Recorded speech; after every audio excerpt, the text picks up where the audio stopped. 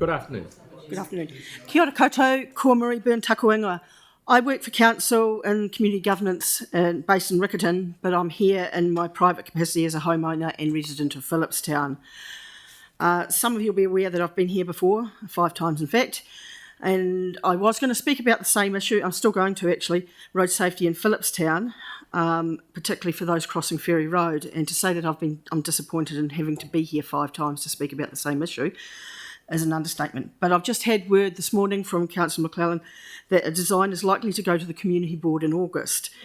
That's great to hear, and I fervently hope that it is going to, but I'm going to reinforce why it's important that it doesn't slip off again, because it was first these upgrades were first planned back in 2021. I'm not going to show you the photo of the aftermath of the fatal accident in 2019 that I previously have done, but I'm going to let you know why I do keep coming and why it's important to harp on about this and to make sure it's not delayed again. First of all, I'll say, why wouldn't the chicken cross the road in Phillipstown? And I'm going to come back to that. I've had first-hand experience about the inability to cross this road when in 2020 I spent quite a few months in a wheelchair and using a knee scooter to try and get about.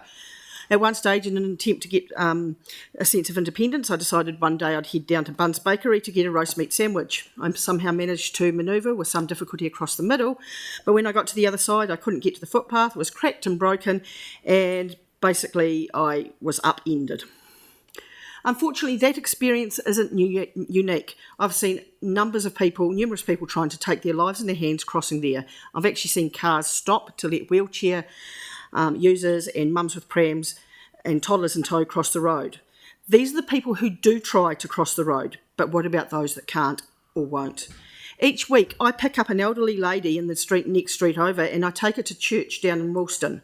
I asked her one day why she didn't hop on the bus, and she said, because I can get to the church, but I can't get back. I'm too scared to try and cross Ferry Road from the bus stop on the other side of Ferry Road. It turns out she'd love to go to a heap of other places, such as Sumner, into town, Eastgate, just to the library, to Po Toi for a swim. But she can't. Her life is impacted by this situation and she's become socially isolated. How many others are in this situation as well? So the chicken wouldn't cross the road because it was too scared to. It's not a nice-to-have project, it's a must-have so that the vulnerable people of Phillipstown are able to cross the road.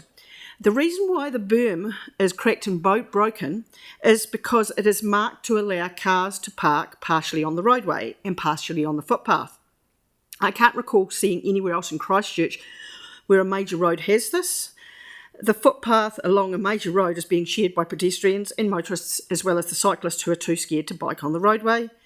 3 years ago we had a street-side meeting with councillors and traffic engineers, and that were told that the shared footpath situation existed because there's a 4-laning designation that still exists on Ferry Road. I think that's from over 20 years ago. Why do we still need that designation there? How about investigating how it could be removed and maybe even consulting to remove it along with the consultation on the safety measures?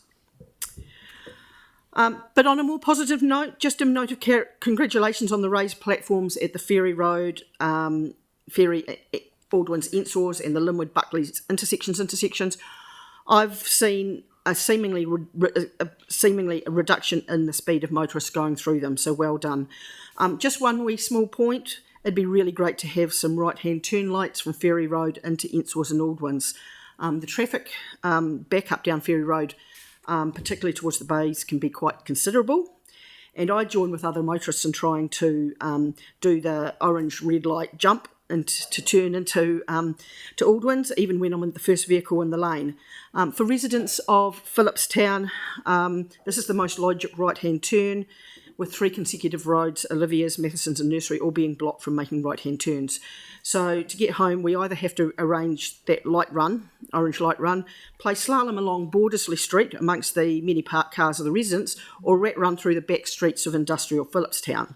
None of these are ideal, and so the perfect solution would be that right-hand turn. So in closing, please prioritise getting this implemented.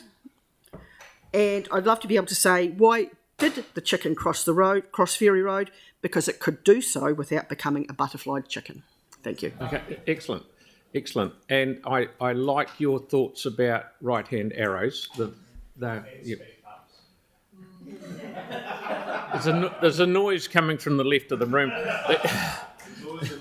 Because if people can't do the right-hand arrow, they start going rat running, going somewhere else, and that doesn't help. Island Road turning right into Memorial to come into town is a classic example, exactly what you said. So I had someone's hand up. Yanni. Thank you. And yeah, I mean, I'm just as frustrated as you that you're back here talking about the same issue again for the 5th year in a row.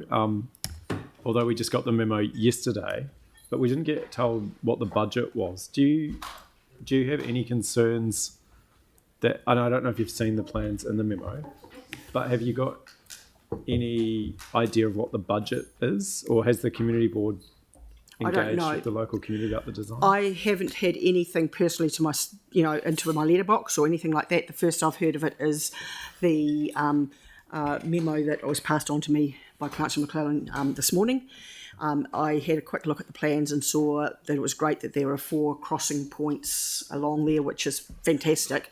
It would still be nice to have that co-marking on the footpath removed.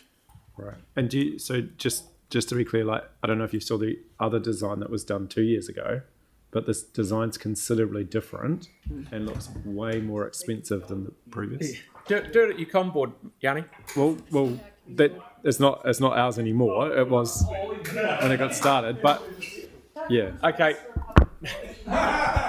Thank you so much for coming in. That's good, and I'm going to look over Jake's shoulder and see what that plan is. I wouldn't want to see it. Thank you. So we're into Care Department. We have come to the end.